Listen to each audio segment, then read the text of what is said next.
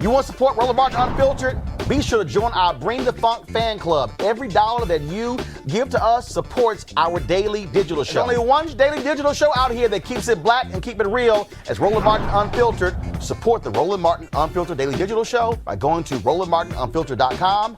You can make this possible. I do want to do this here. I was trying my best to ignore this. And it really bothers me, Greg, when I see, it really bothers me when I see videos and I see black people who talk loud, speak with conviction, but have no clue what the hell they're talking about. So I came across this video, and many people have sent me this video of this sister trying to read this white woman, trying to drop CVS long receipts on her about how racist the Democratic Party is and how black people were all about the Republican Party. And I was going to ignore it. But the reason I can't, Greg, is because I had all these people who were tweeting me saying, oh, she's right. And that's when I went, okay, now we got a lot of really dumb people who have no clue at all about history. So here's what I'm going to do, y'all. It's 2 minutes and 6 seconds. So we always do one of our great deconstructions. And so normally I do it myself. So this time I'm going to allow the panel to deconstruct it. So y'all just let me know which part you want to deconstruct, okay? And I'm a pull up. Somebody had sent me what this child's name is. I think last name was Battle or something. I'll come across it. So let me just go ahead and play it. So watch this, y'all. I would be in the same position you're in, so I'm not even mad at you, baby, for feeling like, oh, fake news. This is the thing. I know people don't like Trump. I understand that. But let me tell you something. If I had to pick between him and Joe Biden, I'm not voting in Joe Biden. You want to see a bunch of black people go to jail by the next 4 years? Put Joe Biden in. Watch what happens. You want to see black men get killed substantially?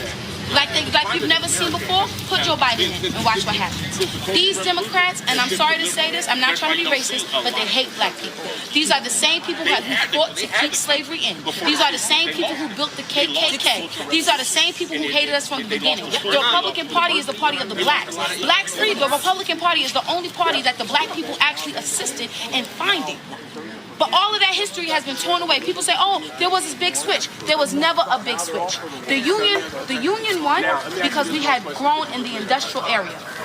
So we were able to get trains and get supplies back to our soldiers while the Confederate was still riding horses. They were not able to get supplies back fast enough, right? So what happened was once slavery was abolished in the South, the people in the South could no longer make their money from slaves. They had to move to the North to work in the industry to produce. And so the people in the North that already had established themselves in the industry moved to the South. And so that's where it was a transfer of people coming from the South to the North and people coming from the North to the South. There was never a big switch. So the same Democrats who hated black people from the beginning are the same ones who hate us now. And they use our cause. How did Black Lives Matter turn into something about LGBTQ?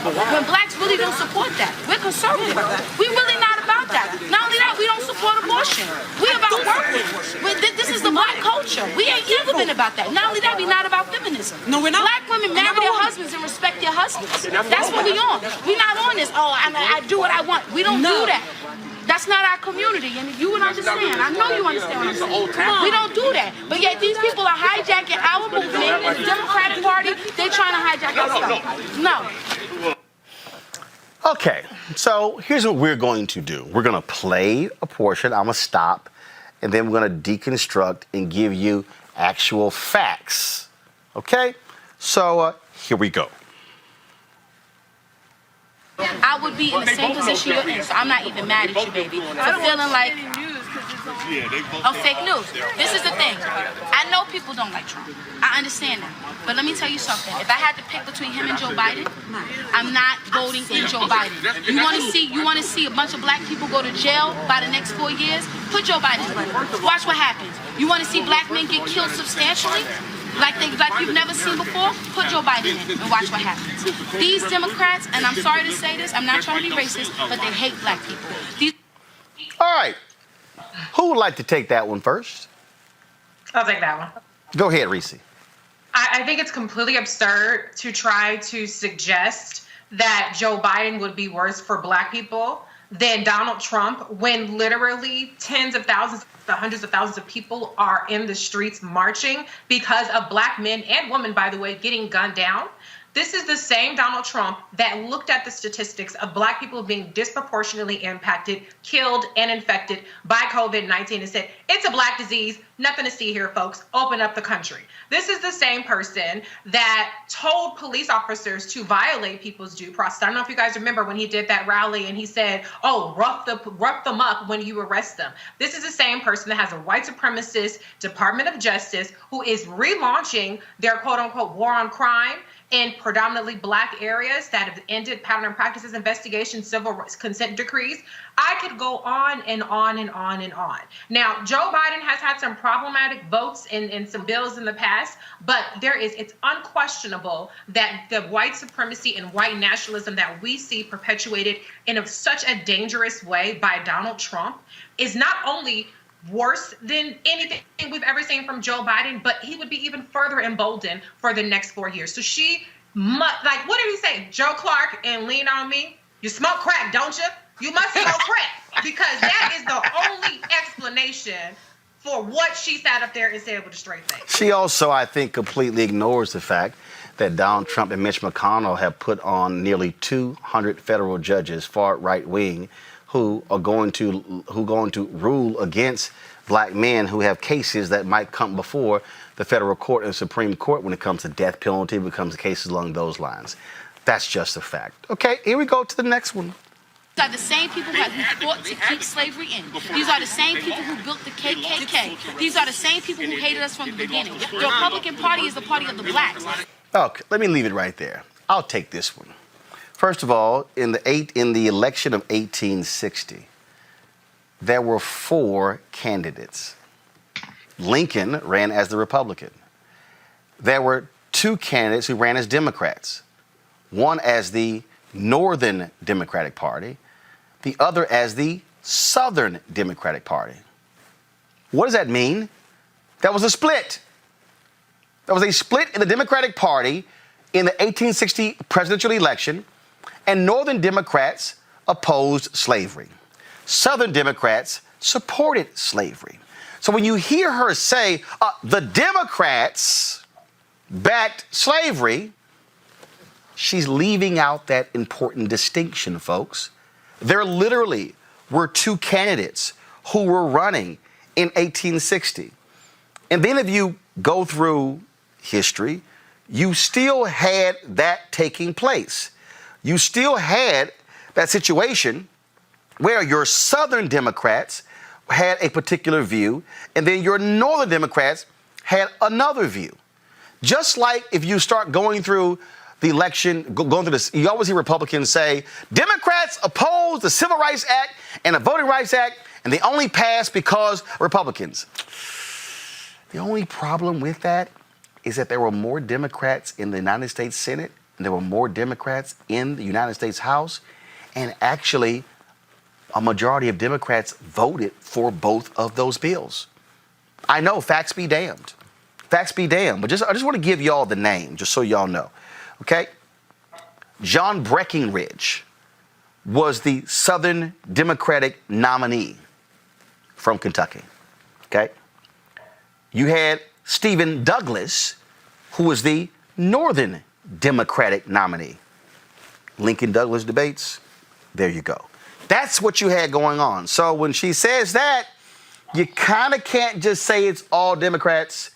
You have to make the distinction between Northern and Southern. Anybody else want to add to that? Okay, anybody? You got it. We'll play the next one. Blacks free, the Republican Party is the only party that the Black people actually assisted in finding. But all of that history has been torn away. People say, oh, there was this big switch. There was never a big switch. No, go ahead and play it. Go ahead and play it. Because we had grown in the industrial area. era. So we were able to get trains and get supplies back to our soldiers while the Confederate was still riding horses. They were not able to get supplies back fast enough, right? So what happened was once slavery was abolished in the South, the people in the South could no longer make their money from slaves. Okay, I just gotta go ahead and stop it right there. Can somebody, Greg, why don't you go ahead and explain to people, really, when Lincoln gave the Emancipation Proclamation, that was a military strategic move? It was. You know, Roland, I'm sitting here listening to the sister, and I mean, you know, I've been teaching over 30 years now, which is hard for me to believe would come out of my mouth. A little knowledge is a dangerous thing. She is, as my old dissertation advisor used to say, she's mixing many things. Whole lot. Yeah, but there's enough in there to really indicate to me that she's either been sitting in some lectures or surfing YouTube or sat in class and got a few facts that she mashed all together. So yeah, on the Lincoln question, it's very simple. Abraham Lincoln in September 1862 signed the preliminary Emancipation Proclamation, giving the Southern states 4 months to return back to the Union. And if they did, they could have kept their enslaved, because the 4 states that were still in the Union, Maryland, Delaware, Kentucky, and he said, I want God on my side in this war, but I must have Kentucky, and Tennessee, which came back into the Union, had slavery, and the Emancipation Proclamation didn't apply to them, because Lincoln said only states where there is rebellion will this apply.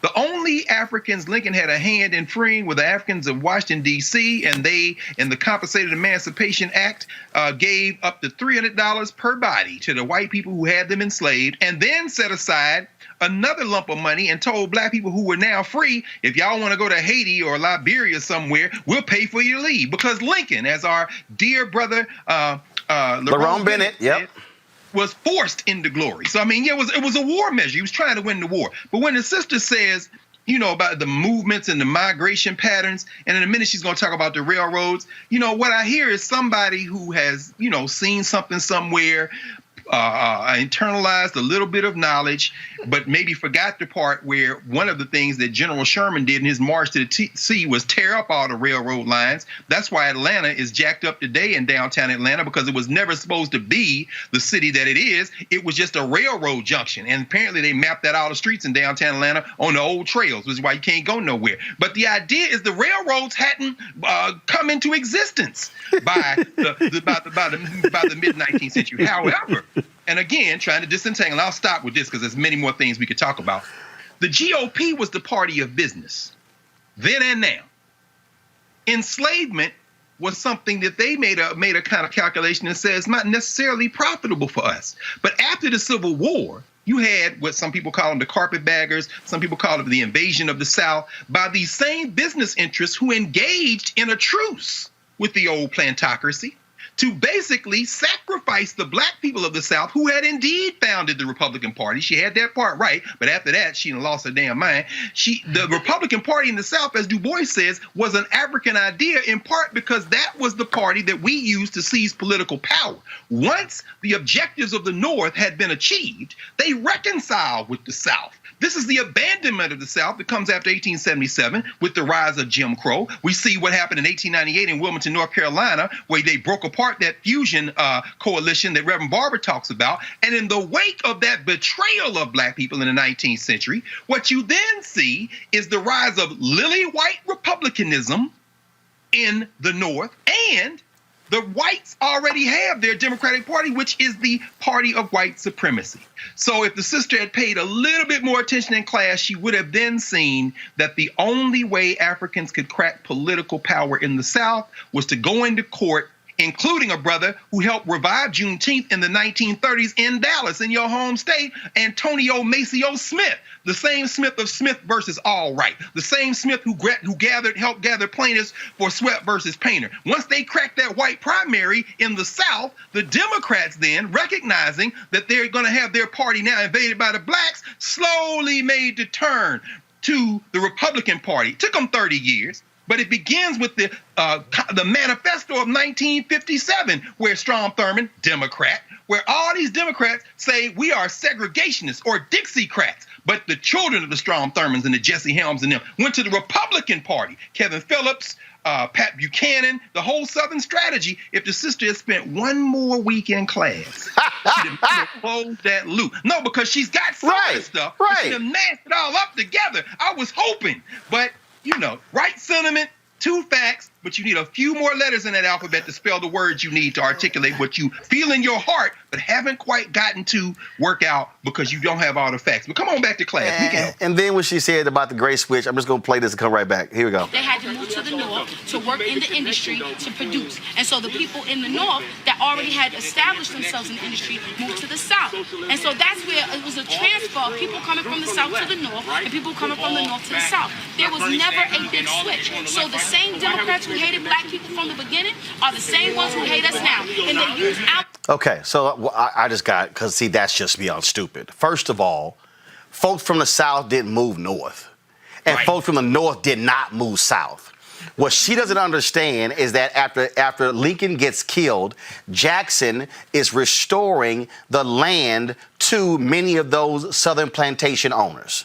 When they came into the Union, they were like, okay, cool, we can give you your land back. There were many radical Republicans who opposed that, saying, why are we going to give them the land back? So they were restored. They didn't move. They didn't go anywhere. And also, the great transfer, it actually did happen, beginning at the end of World War I and then World War II, where white folks stayed, black folks left. They begin the book. Baby, go please read Robert Abbott and the Chicago Defender and the Great Migration. Please go read about the greatest population transfer from the South to the North, where black folks, where it was so bad that white folks in the South literally would not even let black people read the Chicago Defender for fear that they would wake up tomorrow and black folks would be gone. That actually happened. Then when she says the Democrats, they are the same ones today. Oh my God, please. I hate to call people dumb, but that's dumb. If you have no understanding that people like Ida B. Wells Barnett actually were supporting Herbert Hoover when he ran for president, even though he was leading the Lily White faction. And then what began to happen after he became president, and then black people saw how racist he was, they began to have an ambivalence about it. In fact, the Republican Party was called what, Greg? The Great Ship?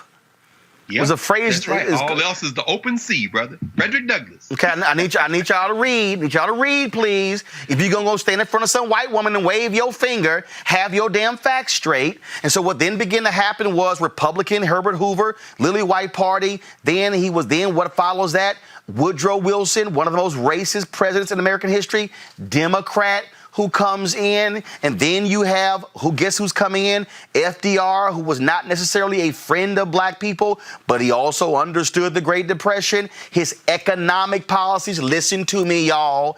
FDR was not the great emancipator, but his economic policies were what appealed to black people. And then you begin to see the shift of voters.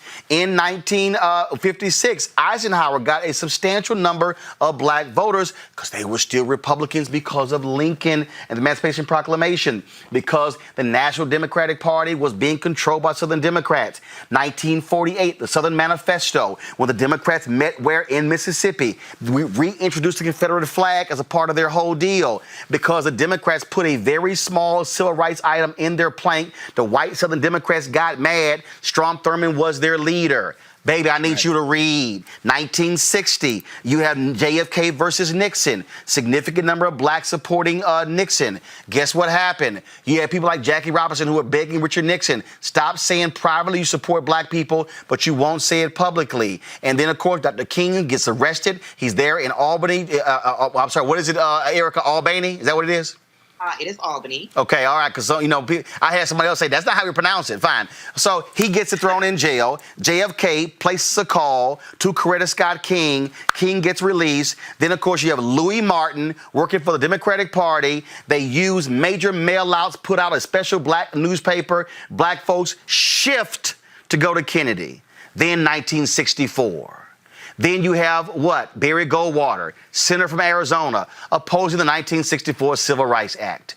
Black people, including Jackie Robinson and other black Republicans, said, no way in hell we supporting this. They supported LBJ. That's when the switch happened. And then 1968, Nixon saw the opening, began to appeal to those Southern Democrats. And then all of a sudden, those folks begin to shift. Then 72, then 76, then Reagan appeals to them. He opens his campaign in near Philadelphia, Mississippi, where Cheney, Schwerner, and Goodman were killed. Then you have the Republican Party. That's why, sister, today, what's the party defending Confederate statues? Republicans in Alabama, in Mississippi, in Tennessee, in North Carolina, in Texas, in Congress. What the hell are you talking about? Please, Well, don't. I think she has I think part of the challenge is that in terms of. Go ahead. Oh no, I was going to say very quickly.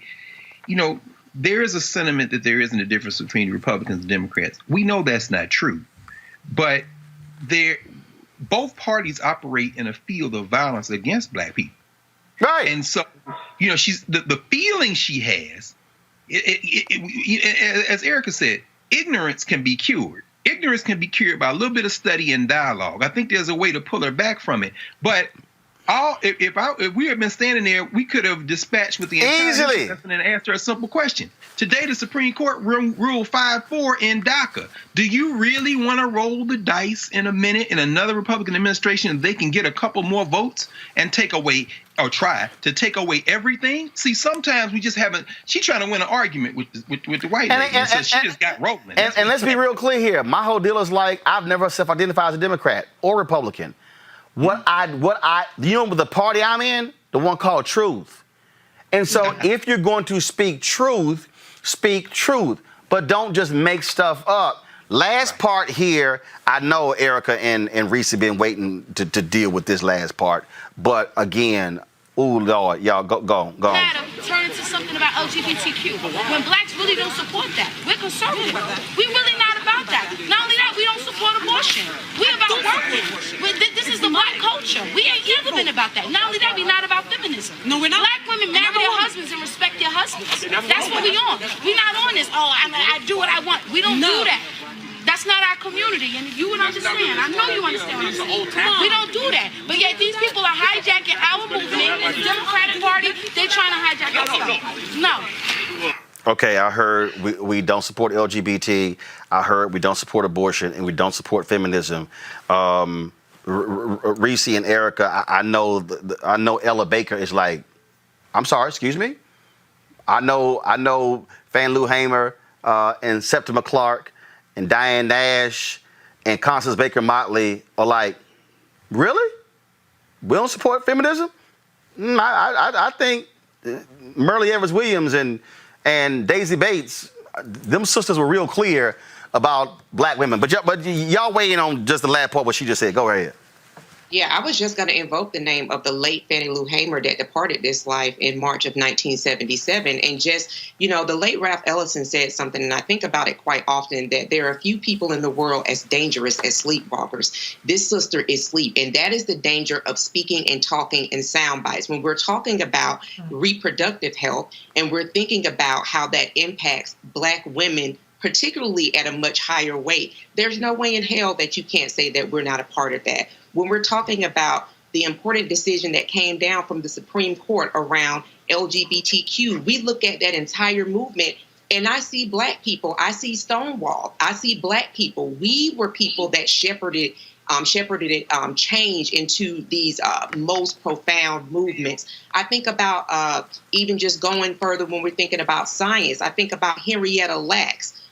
And so when we hear people that are kind of spewing and talking about messaging that they've heard from different platforms that aren't steeped in history, the history that you walked us through, the history that Dr. Carr walked us through, that is the danger when people enter political conversations and they don't enter these conversations with context. To think about how Ronald Reagan influenced a huge 2 or 3 generations, and that he, as an actor himself, you all talked about going to Philadelphia and the way that he connected with those folks in Philadelphia, Mississippi, was talking about states' rights. And here we are talking about states who reopen prematurely, and because 37% of the Black population lives in the South, look at who are the people who are going to be most impacted by coronavirus. And so that is, again, the danger of folks just talking without really having had set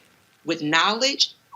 Google is real free, but books are a beautiful companion to Google. And Reese, yes, you can say we're conservative, but the reality is this whole notion that Black people are homophobic, white folks been homophobic for a long time. So it's not like, but the other pieces is here, the same Black people may have that particular view, but they'll read James Baldwin. They'll read Langston Hughes. They'll read, I mean, they'll see, I mean, we can go on and on and on. I mean, go ahead. I'm sorry, go ahead.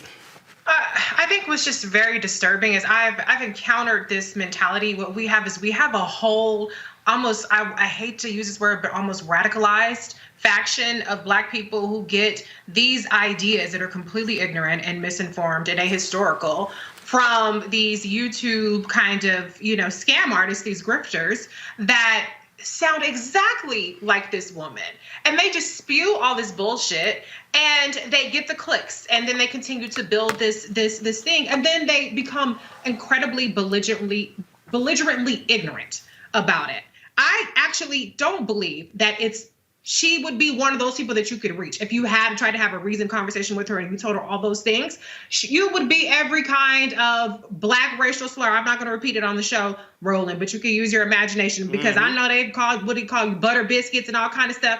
I've seen the way that they actually tried to talk about Black people who were actually informed and saying the facts. And so that's what's really scary. And to what Dr. Carr said, a little bit of information is dangerous. And to what Erica said, Google, to be honest, Google can also be dangerous, because you can put in any search in any kind of way and get the information that you want back. Right. And that's the real deal. And so, again, the reason I chose to deconstruct that is because I was seeing too many people who like, well, she right. And I'll go, I'm sorry, about which part? Like, could you please narrow it down? Because it's very narrow. And the danger, again, that's a 2-minute and 6-second clip. Somebody will say, well, yeah, but, y'all spent, 25 minutes on this. There's a reason. Because you can spread a whole lot of lies in 2 minutes and 6 seconds, and it takes 30 minutes to unpack that level of lies. And this is important because I look at PragerU, where Candace Owens has her little show. Let me help y'all out. And this is why I keep telling Black people with money, they need to understand what's going on. PragerU raised $22 million their first year. Billionaire Republicans gave them $7 million in seed capital. They raised $25 million their second year. They've already hit 1 billion views on YouTube. They are purposely using short content to reach the next generation of all these white kids. And so the reason why this show matters, and the reason why we do this, is because we have to counter the ignorance that you're hearing from Black people. Let me be clear. There are Black people who can talk very well, who with conviction, who are emphatic, who are passionate, who are wrong. And again, we can argue about a position. We can argue about Biden or Trump. We can argue about policies. We can argue whether or not Senator Kamala Harris's proposals are better than Senator Elizabeth Warren's proposals. But what we're not going to do, I'm not going to play the game, is allow folk to sit here and just say stuff, and then folk, man, did you hear that, sister? And again, I don't know if she's conservative or liberal. I don't know any of that. It doesn't even matter to me. What I do know is nearly everything she said was wrong. Exactly. And that, for me, is a problem, y'all. That's a problem. Bro, help me, y'all. How do we reach folk like that? And I'm saying that because I'm sure y'all been seeing it on social media this week. There's this back and forth between people who are identifying with J. Cole and young people who are identifying with No Name, the sister out of Chicago. And J. Cole is saying, I haven't read much, I haven't studied, but I've been out in the street, and you shouldn't approach me, because No Name has this book club. Her mother actually had a bookstore in Chicago for many years, and so there's the new iteration of it is these meetups where they discuss books and they talk. Right. But what J. Cole is saying is that, yeah, I'm for that, but don't make me feel like I don't know anything just because what I know isn't what you know. It doesn't mean what I know doesn't count. Right. And I guess what I'm trying to reach is that in that last piece we just deconstructed. I have a colleague, Alethea Watkins Beatty, who's written about this a lot over the last 20 years. The idea of feminism. And remember Angela Davis saying this. They said, Angela Davis first said, they called me a feminist. I said, I'm not a feminist. And then I began to think about it, and I said, there's a form of bourgeois feminism that's affiliated with white women. And then some people say, well, no, it's not feminist, it's womanist. It's like, no, there's a real raging debate around it. But I'm saying some of this is social class.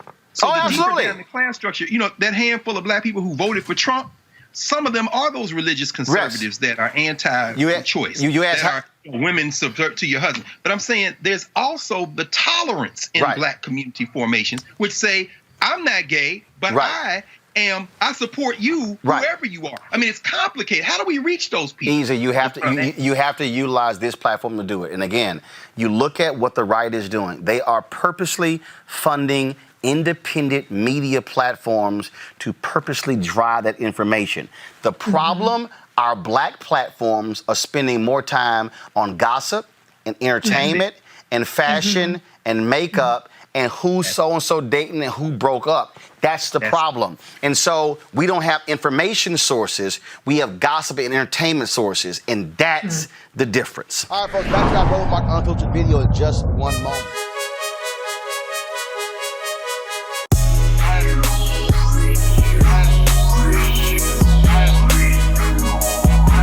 Ceek.com, folks. So we got their headsets. Mary Spio, she, of course, is the founder, the creator, designer of these headphones. The 360-degree 4D headphones. Amazing sound. Gamers love them.